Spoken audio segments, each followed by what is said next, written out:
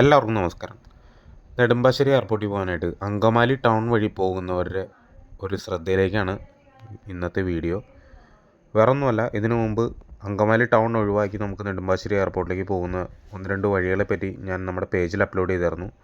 അത് ഒത്തിരി പേര് കാണുകയും ഒത്തിരി പേര് ഷെയർ ചെയ്യുകയും ഒത്തിരി പേര് അതിന് നമ്മോട് നല്ല രീതിയിൽ നമുക്ക് സപ്പോർട്ട് തരികയും ചെയ്തിരുന്നു. അതുപോലെ തന്നെ ഈ വീഡിയോനെ പറ്റി ഈ വീഡിയോൻ്റെ കമൻറ്റ് ബോക്സിൽ ഈ വഴി പോയി കഴിഞ്ഞാൽ നിങ്ങൾ നാളത്തെ ഫ്ലൈറ്റിന് എത്തുള്ളൂ, അല്ലെങ്കിൽ നാളത്തെ കഴിഞ്ഞ ഫ്ലൈറ്റിന് എത്തുള്ളൂ, ഇത് ചുറ്റിപ്പിടിച്ച വഴിയാണ്, അതിലെ വണ്ടി പോകാത്ത വഴിയാണ്, അങ്ങനെയാണ് ഇങ്ങനെയാണെന്ന് പറഞ്ഞ് പല പല കമൻറ്റുകൾ നമ്മൾ കണ്ടിരുന്നു. അപ്പോൾ തീർച്ചയായിട്ടും എയർപോർട്ടിൽ പോകുന്നവർ ഈ വീഡിയോ ഒന്ന് കണ്ടിരിക്കുന്നത് അത്യാവശ്യം നല്ലതാണ്. ഒട്ടുമിക്ക ദിവസവും വൈകുന്നേരത്ത് അങ്കമാലി ടൗണിലെ അവസ്ഥ ഇതാണ്. അപ്പോൾ എയർപോർട്ടിൽ പോകുന്നവരുടെ ശ്രദ്ധയ്ക്ക് മാത്രമാണ്, അല്ലാത്തവർക്ക് സുഖമായിട്ട് ബ്ലോക്കിൽ കിടന്നോ അല്ലെങ്കിൽ അല്ലാതെയോ പയ്യെ പോകാം, കുഴപ്പമില്ല. എയർപോർട്ടിൽ ഇപ്പോൾ നമ്മൾ എത്ര നേരത്തെ വന്നാലും എവിടെയൊക്കെ ബ്ലോക്ക് ഉണ്ടെന്ന് പറയാൻ പറ്റില്ല. തൃശ്ശൂർ ഇപ്പോൾ പാലക്കാട് അല്ലെങ്കിൽ കോഴിക്കോട് ഭാഗത്തുനിന്നൊക്കെ വന്നവർക്ക് തൃശ്ശൂർ ബ്ലോക്ക് കിട്ടാം. അപ്പോൾ അതുപോലെ തന്നെ കുന്നംകുളം ഭാഗത്തുനിന്നൊക്കെ വന്നവർക്ക് റോഡൊക്കെ ഭയങ്കര മോശമാണ്. അപ്പോൾ അവിടെ ഇവിടെയൊക്കെ ബ്ലോക്ക് കിട്ടണം. ഇതൊക്കെ കഴിഞ്ഞ് നമ്മൾ ഈ അങ്കമാലി വരുമ്പോൾ അങ്കമാലിലൊരു പ്രതീക്ഷിക്കാത്തൊരു ട്രാഫിക് വരാൻ സാധ്യത വളരെ കൂടുതലാണ്. അപ്പോൾ ഈ വീഡിയോ കാണുന്നവർ പ്രവാസികളായിക്കോട്ടെ ആരായിക്കോട്ടെ, നിങ്ങൾ അങ്കമാലി ടൗൺ ഒഴിവാക്കി പോകണമെന്നുണ്ടെങ്കിൽ അങ്കമാലി ടൗൺ എത്തുന്നതിന് മുമ്പ് കരയാമ്പറമ്പ് പാലം എത്തുന്നതിന് മുമ്പ് ഒരു സിഗ്നലുണ്ട്. ആ സിഗ്നലിൻ്റെ അവിടെ നിങ്ങൾ റെഡി കിടക്കുമ്പോൾ നിങ്ങൾക്ക് കാണാൻ പറ്റും കരയാമ്പറമ്പ് പാലം ഫുള്ളായിട്ട് ബ്ലോക്കായി കിടക്കുകയാണെങ്കിൽ നിങ്ങൾ വേറെ ഒന്നും ചിന്തിക്കേണ്ട, 150% നിങ്ങൾക്ക് അവിടെ നിന്ന് ഇടതുവശം ചേർന്ന് ഡീവിയേറ്റ് ചെയ്ത് പോകുന്നൊരു വീഡിയോ നമ്മുടെ പേജിൽ നമ്മൾ വരുമ്പോൾ അപ്ലോഡ് ചെയ്തിട്ടുണ്ട്. അതിൻ്റെ ലിങ്ക് ഞാൻ ഇതിൻ്റെ കമൻറ്റ് ബോക്സിൽ കൊടുത്തേക്കാം. അതല്ല, കരയാമ്പറമ്പ് ബ്ലോക്കും കാര്യങ്ങളും ഒന്നും ഇല്ല എന്നുണ്ടെങ്കിൽ, പാലത്തിൻ്റെ അവിടെ വണ്ടികളൊന്നും നിറഞ്ഞു കിടക്കുന്നില്ലെങ്കിൽ നിങ്ങൾക്ക് അങ്കമാലി വഴി ഒന്ന് ട്രൈ ചെയ്യാം. പക്ഷേ വൈകുന്നേര സമയങ്ങളിലും അതുപോലെ തന്നെ രാവിലെ ഓഫീസ് ടൈമിലും അതുപോലെ തന്നെ അവധി ദിവസങ്ങളിലെല്ലാം ഈവൻ ഞായറാഴ്ച വരെയും ഈ പറഞ്ഞ സമയത്ത് നല്ല രീതിയിൽ ട്രാഫിക് ഉണ്ട്. ഈ പറഞ്ഞ എല്ലാവരും അങ്കമാലിക്കിടെ നമ്മളിപ്പോൾ സ്കൂട്ടറിന് തന്നെ പോണത് വളരെ ബുദ്ധിമുട്ടായിരിക്കും, നമ്മൾ ഈ ട്രാഫിക്കിൻ്റെ ഇടയിൽ പോണത്. അപ്പോൾ ഒരു കാർ കൊണ്ടൊക്കെ വരുമ്പോൾ എയർപോർട്ടിൽ വന്നവർ എന്തായാലും കാറിനുള്ളത് തന്നെ, കാറിന് വരുമ്പോൾ തീർച്ചയായിട്ടും നമുക്ക് കുറച്ച് സമയം അങ്കമാലി ടൗണിന് വേണ്ടി നമ്മൾ മാറ്റി വയ്ക്കേണ്ടി വരും. ചിലപ്പോൾ അരമുക്കാൽ മണിക്കൂർ, ചിലപ്പോൾ അരമണിക്കൂർ, ചിലപ്പോൾ 15 മിനിറ്റ് കൊണ്ട് കയറി പോകാം. അതൊന്നും നമുക്ക് എക്സ്പെക്റ്റ് ചെയ്യാൻ പറ്റില്ല. എപ്പോഴാണ് ഇവിടുത്തെ ബ്ലോക്ക് വരണമെന്ന് എക്സ്പെക്റ്റ് ചെയ്യാൻ പറ്റില്ല. അപ്പോൾ ഇന്നത്തെ വീഡിയോ എന്ന് പറയുന്നത് അങ്കമാലി ടൗണിൽ ബ്ലോക്ക് ഇല്ല, അല്ലെങ്കിൽ ബ്ലോക്ക് ഉണ്ടെന്ന് വെറുതെ പറഞ്ഞിട്ട് നമ്മൾ വഴി ചുറ്റിച്ചൂട്ടാണെന്ന് ചില കമൻറ്റുകൾ നമ്മൾ കണ്ടിരുന്നു. അപ്പോൾ അതിൻ്റെ അടിസ്ഥാനത്തിൽ അങ്കമാലിയിലെ ബ്ലോക്ക് ഇതൊക്കെയാണ്. ഏകദേശം ഒരു നോർമൽ ബ്ലോക്കാണിത്, ഹെവി ബ്ലോക്ക് അല്ല എന്ന് വേണം പറയാനായിട്ട്.